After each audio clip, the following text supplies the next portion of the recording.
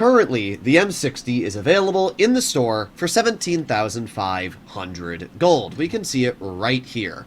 Do I think that this is a good offer, and should you pick this tank up? No, I do not think that it's worth it. People have asked me during live streams if this is a good bundle, and I figured, you know what, I'll just make a video talking about the M60 and why it's really not worth the price. And it's all because of the fact that the M48 Patton exists. The M60 used to be the better M48. I have videos on my channel from probably a year ago where I kept saying how the M60 was better because it had more turret armor than the Patton, more DPM, more gun depression. And, well, now it doesn't have more armor or DPM. In fact, the M48 Patton features those characteristics after it featured PBR graphics. So maybe when Wargaming gives the M60 PBR, it will get an armor buff. But as of right now, this vehicle features a much worse armor profile, it has worse DPM, and there's really not much of a reason to get your hands on this tank. If this vehicle earned a lot of credits, I would say, okay, at least it's a credit-earning version. But it really doesn't. In fact, the M60 has a worse credit coefficient than the majority of tech tree tier 10s in the game. So because of that, I just can't really say there's anything spectacular about the vehicle, especially when there's a tech tree variant that exists for free. If you want a good premium slash collector, because only collectors exist in tier 10 to go for now, the E6 is an absolutely great shout. The Concept 1B is amazing, 907, VK90, KPZ, 777, Super Conch, Chieftain Mark 6. Those types of vehicles are much better choices than the M60. They're going to earn you credits, and you're probably going to have more fun playing them because, again, the Patton is already a better version. So what we're going to do is we're going to play a battle in the M60, and we're going to do a battle in the M48 Patton. Now, obviously, I still think this is a pretty good vehicle. It's got 350 damage per shot, 10 degrees of gun depression, and pretty solid hull-down capabilities. And those values combined allow you to do a pretty good job in any situation you kind of get stuck in. Yeah, there are certain downsides. It's a large vehicle, and that obviously means that you can get stuck out in the open, you can get tracked. Autoloaders love ripping into American vehicles, but it's not that big of an issue, and while people like to say that this tank and the M48 Patton are slow, they actually have really good power to weights, which make up for that immobility on their top speed. So here we arrive. This is a decent matchup. We're on a map where we... Alright, here we arrive. There are 2 heavies, 2 mediums, and what do we have? 3 tank destroyers. That's actually a pretty fair lineup for the most part. And both teams even feature the exact same tier of tank destroyers. It's very rare that Wargaming gets everything right on a matchup. And I'm actually quite glad. Maybe they're messing with the matchmaker. God, I hope they are. I hope they're making it that it's tank-based matchmaking. Or I don't think they will, but I'm hoping that that is the case. Now what I see is that we have our heavies not going the way I want them to. Our mouse is actually camping in the spawn bush, which alone is not very happy for me. That's all I can say. I'm not very happy about that. We got a nice shell into the enemy Hori, and right now I'm just going to do a quick spot there. Okay, nobody has been detected in that position. We have the standard B off to the side. We do have the E4 in front. Oof, that was a very annoying shot. Okay, well, let's see if we can bonk that E4. Nope. We didn't even scratch them. Well, that is indeed correct. We did not scratch them. Alright, well, for now, we're just chilling. The E4 is definitely the big threat on the enemy team, but there you go. We were able this time to snap a shell right into the T-110E4's engine deck, which obviously results in a pen. With the Jagdpanzer, oh, we also have the 268 version 4, which we should easily be able to cut right through the roof of. We're going to keep him here. We're just going to go back and forth. I doubt he's going to pen me. There you go. Oh, he does. See, now, if we were in the M48 Patton, that never, ever would happen, because the M48 Patton has a better turret. I actually don't even really know how the V4 pen me in that angle to begin with. Like, what even is that, bro? What? I can't. I mean, we absolutely nuked him, so it's not like... It's not like it's that big of an issue, but still a little annoying that that even ended up happening. Alright, so the V4 is putting himself in a very awkward position here. We have the Hori, we've got the Standard B, we got a lot of deadly tanks in front of us, but Standard B just lost a very solid chunk off of his tank. However, we are now getting shot in the side of the turret by the M103. The M48 Patton does not feature the most accurate, or not the M48, the M60 does not feature the most accurate gun. And you can kind of see that here. Like, it's okay, But, I don't know. You'd think that for a medium it would hit more shots than it does. Got the Hori in the back. We're going to aim it on his vehicle. There you go. Nice shot once into his tank for 300.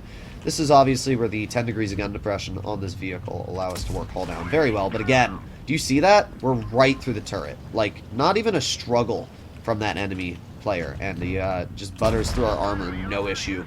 That is where the M60 falls short. Again, compared to the M48 Patton. That would not happen in an M48. So the M103 misses me. Get a nice shell into his vehicle for 330. And at this point, I'm actually going to go for the M103. I think that this player is going to be the easiest to bully because of the health he has. So we're going to push right over here. We're going to aim it on his track wheel. We're going to get a nice pen out. Contra Carro's out of shells, but that's fine because we have plenty of DPM. We're going to keep him permanently tracked. We get a nice 419 damage shell into his vehicle. We're going to bonk him again right there. Nice 332. And we have one more shell ready for his tank in 3, 2, 1. Bye-bye. There you go. Nice. So, yeah, I mean, the M60, it's a pretty good vehicle. And you can do very well in it, as we can see. This was a 4,768 damage result. Now, all we have left is the enemy M60, which somehow our Hori managed to bounce. That's honestly very impressive.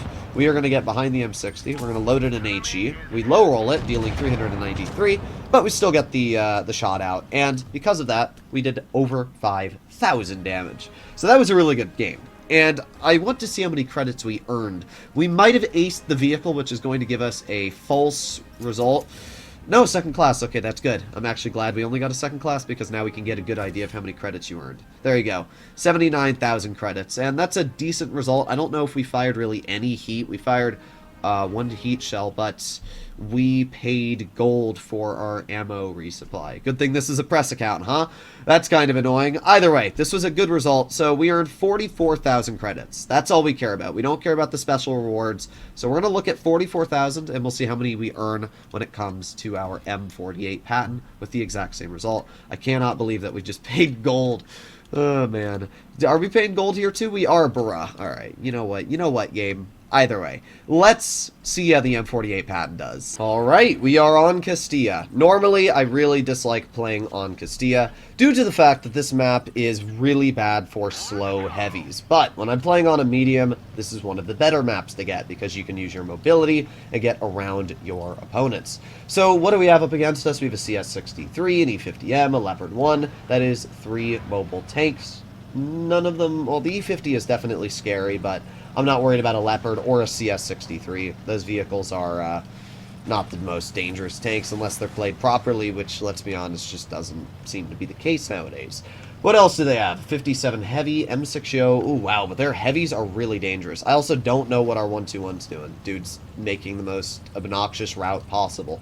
Oh, boy. Okay, well, basically, it's just me on medium flank. I don't know why people... Ooh, interesting. Alright, let's get a shell into the enemy Chieftain Mark 6. Now, fun fact. This vehicle on paper says it has 8 degrees of gun depression. That's actually a lie. It has 9 degrees. For some reason, it says 8, but it's not. It's 9. Yeah, Wargaming should just fix that. It's because it's 8 over the sides. It's 9 over the front.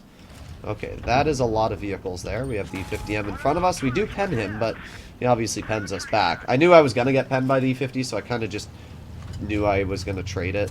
But there you go. Nice shell into his vehicle. And we actually got some bounces as well. Very surprised. We are super lucky that we got those bounces. Alright. Well, the Yo's getting absolutely bonked. That made very little sense. I'm going to leave. I don't like this position. I think it's really bad. So what we're going to do is we're going to go low through the water. Say goodbye to our 121. I mean, I call that putting your tank there is an awful spot. Like, you should never, ever, ever want to put your tank in that position. We're probably spotted, yes we are, but it's not an issue because we can just leave, and that's exactly what we're going to do here. Going under the water is one of the safest ways to get out of a position you may have put yourself in, and as we can see, that's what I was able to do right there. We're going to aim it on the VK. We got one nice pen into his vehicle. We're going to reload, and 2 nice pens into his tank. There you go, another nice 400 chunk.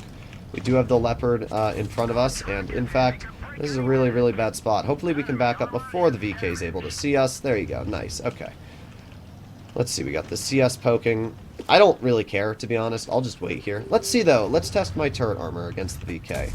There you go. And nice, as we can see, the turret on this vehicle is very, very reliable. So you can actually get solid bounces with it. We're already up to 2,600 damage in this game, which is a lot, to be honest. We have the VK. Unfortunately, it doesn't go where we wanted it to. But yeah, so far we've got about 2 bounces on our turret. We've got some bounces on our hull. I'm not really worried about the CS. VK turned his turret sideways. He's dead. And now we're going to start moving up. I don't think we're going to deal 5,000 damage like the previous game, but obviously we also really don't have the opportunity to deal 5,000 damage like the last game because of the positioning we've had to make. But what we have been able to do is 3,000 assistance damage spotting the enemy team up while we've been doing this, which is obviously kind of insane. We get a nice shot into the enemy CS. We're going to put on our... Oh, well, I was going to say we're going to put on our adrenaline, but it's not back yet. We get a nice shell into the enemy 50M, and we're still getting out good damage. I mean, we're at a pretty solid chunk here. We got the CS off to the side, and I was really hoping that would hit, but it didn't. However, this was a really, really good result anyway, so I can't get too mad. We got the CS jumping off, bruh. That made very little sense. Let's just aim in and bonk. There you go. We still got the clear out. That was a good game. That was a really good game. We did... I don't know how much combined, but I'm going to say 7,000 combined. I don't think we did 4K, but I think we did pretty close. Come on. Give me these results. We did... we actually did 4,000. So... we actually almost did 8,000 damage combined. We assisted just as much as we did. For any of you that don't know, assistance damage counts the exact same as damage. It's the same way on World of Tanks PC.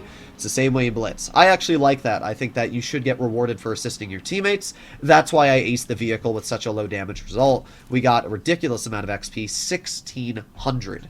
Just so you see how much XP that is. If we make our way to that M60 battle, we only got 1,370. So, yeah, we actually technically did a lot better in this game. And how many credits did we earn this battle? Let's take a look. 48,000. So there you have it. A great example of the credit earnings between the M60 and the M48 Patton. We actually earned more credits in the M48 Patton. It's really sad, but that's how it is. Like, yeah, just don't get the M60. This tank is just as capable. It's got better turret armor. It's got a better gun. And I just don't see a reason to get the M60 when there's a better version available for free. If you want to earn credits, get a Tier 8 Premium or get a Tier 10 Collector that's really good at earning credits like the Super Conch, the Concept 1B, vehicles that I listed before. Would not recommend the M60. I'll see you all in the next one. Bye-bye.